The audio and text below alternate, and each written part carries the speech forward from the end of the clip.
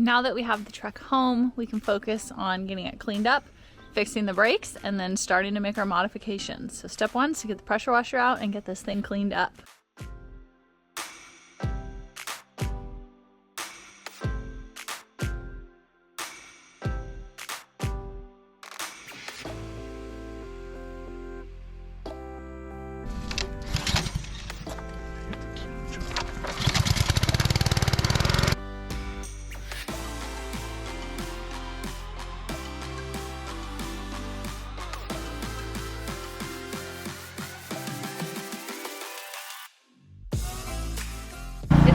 Roll away, right? No, you're good, I think.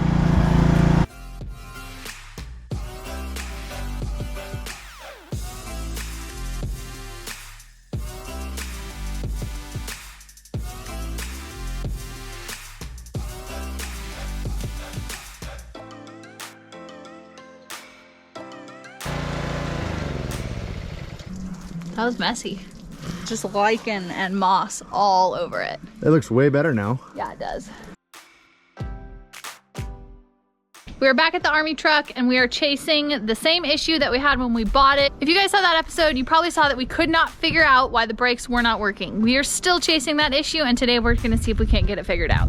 These brakes are a mystery. It seems like they're getting better, and that doesn't really make any sense unless they're self-adjusting. So when the tow truck was hooked up to the truck's brake system, he was not able to lock up the rear tires, which makes us think that something is going on with the adjustment on the brake shoes, and we're going to start by readjusting the shoes.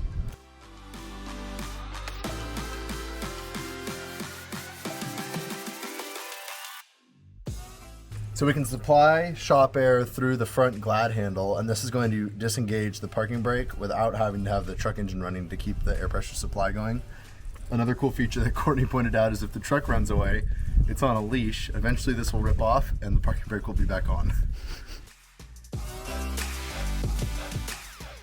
So with the truck hooked up to shop air, we have a known PSI of air coming to the truck, and now we're going to hook this pressure gauge up to the air line leading to the rear brakes and see what the pressure is here. It should be able to give it the same as what the shop air is.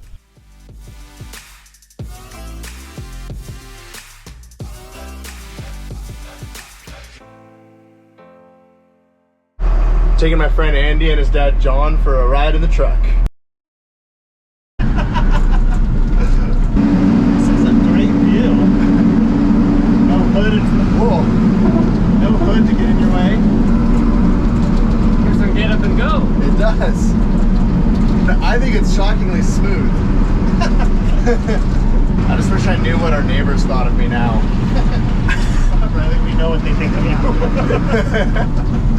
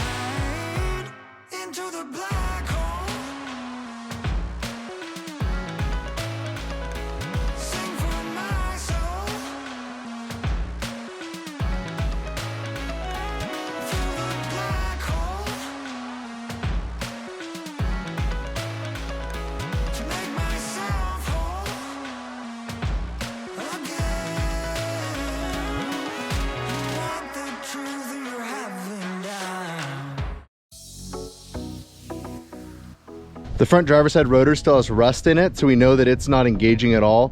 We're gonna try to track down what the problem is, starting with the air and then working towards mechanical. I've got the air hooked up to the front glad handle so we can do this diagnosis with the engine off. Okay, press and hold the brakes. Nothing. Do it again. Okay, so something weird is going on.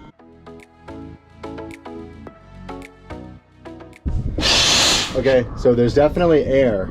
Well, you want to help me wrestle a big heavy tire? Not really.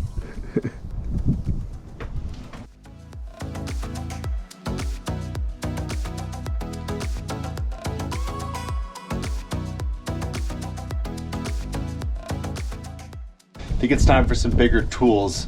This truck makes my little hammer look comical. There's just like dirt and crap in here because they haven't been engaging at all. So it's either that the chamber is stuck or the wedge is stuck. I bet the wedge is stuck. Neil VVT on YouTube has a really good video about how these work and how to take them apart and service them. So I'm going to start there and see what happens.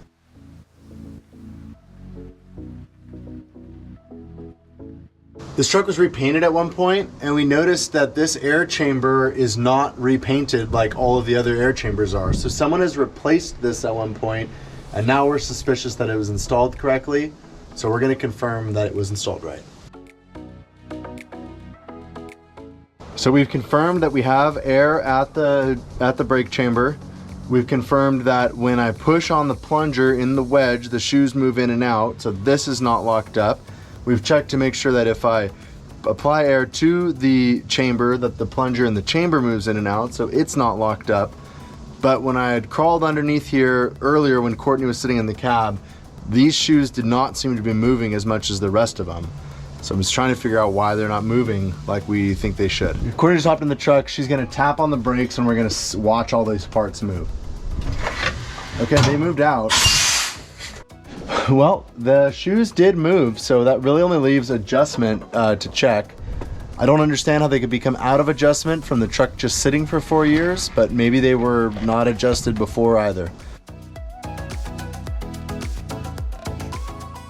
So I don't have the correct adjuster tool, so I've been using a wrench and a screwdriver and prying on the adjuster, and I've adjusted it a lot, but I can still slip some sheets of paper in and rotate it freely.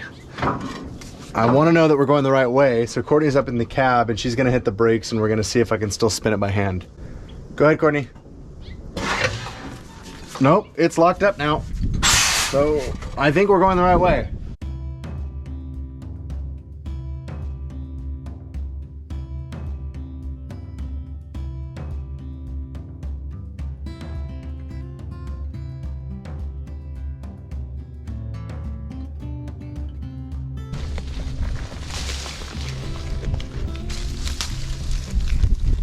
So I'm pretty sure I got the front driver's side brakes adjusted at least a lot closer. It's hard for me to get a feel for what the gap is with all the rust and stuff that's on that drum.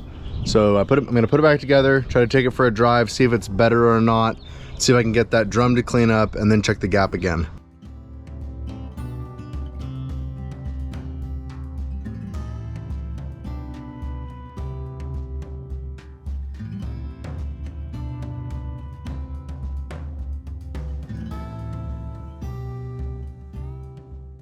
You can see all the brake dust on the ground.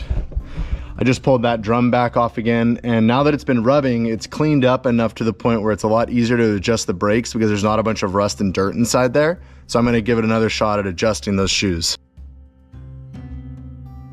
So for the first time on this project, I found an actual problem. The automatic adjuster pawl inside here was stuck.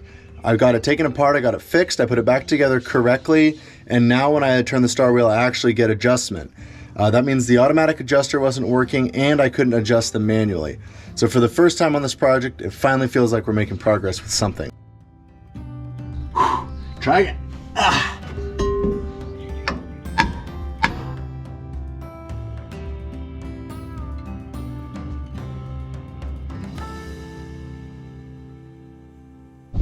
I know that is not the last time I'm going to be pulling these tires off, but I hope it's the last time for today.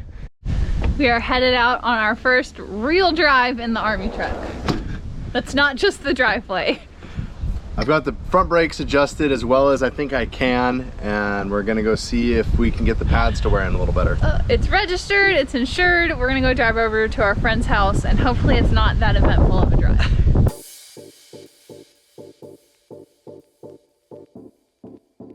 Loud and bouncy. But it makes you smile. Been driving for a few minutes, so Riley just hopped out to check the brakes and make sure that they're not hot, smoking. Oh, the drums are cool enough that I can touch them, so that's good. I'm nervous because we have to get on the freeway right now for a little section. The sticker on my door says Reckless Riley, so I'm not nervous.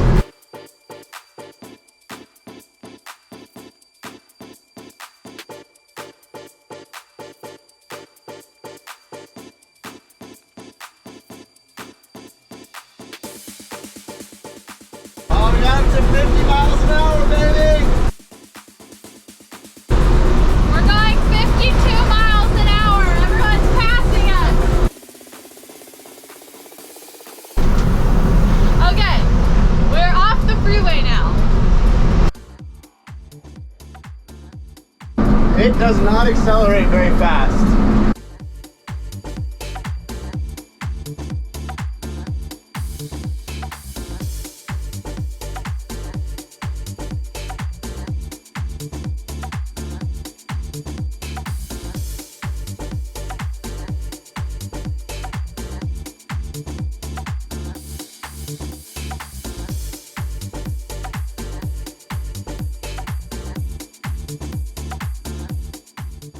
Do we fit?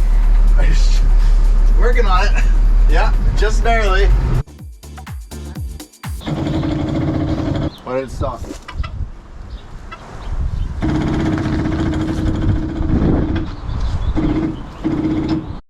When things went wrong, Tyler stopped filming. And now we're doing it by hand. Tyler's dad drove a cement truck for years and years and years. He knows a lot about commercial trucks, air brakes, and he's gonna run me through a few things.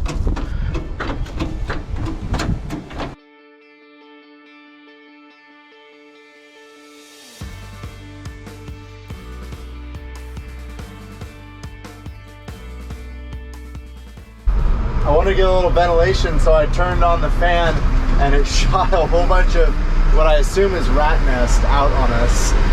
So maybe I have some more cleaning to do. Gross. Before owning this truck, we had never owned anything with air brakes and we had no idea how they worked. I think we're gonna do a whole separate video about what we have learned and how air brakes work. But basically, because the brakes didn't work on this truck, it forced us to learn everything about the brakes on this truck, and now we have a really good understanding of how the system works. So what was wrong with the truck? So we had a couple things going on. We actually don't know what was wrong with the brakes in the rear. After getting it towed to our house, they worked. So I think that they had just hadn't been used in a long time, and having the truck towed broke them in. Because when the truck was towed, the tow truck hooked up air and forced the brakes to work a lot. It was a 40-mile tow of the brakes being applied, and so we think that's what broke the rear loose. But he had the front up on wheel dollies, so when it got here, the fronts hadn't been used at all. After our 20-mile drive over to Tyler's house, I retook apart the front wheel and noticed that yes, the brake shoes are starting to wear in correctly, so that means the front brakes are working now, and the more we drive it, I think the better they're going to get. We think that the front brakes have not worked on this truck since that diaphragm was replaced, and that we think that's when that adjuster got stuck, and so that was a long-term issue. But we found a problem and we fixed it, so. The brakes are getting better and better. That's just the first step. We also need to turn it into a dump truck and then drive it 1,200 miles to northern Idaho. Before we drive it up to Idaho, we're going to keep doing short trips around here until we're confident that we know, one, how to operate the truck, and two, that the truck's working correctly. But I'm excited. Back to work. If you guys have any advice on what we should call this thing, I think it needs its name put right there.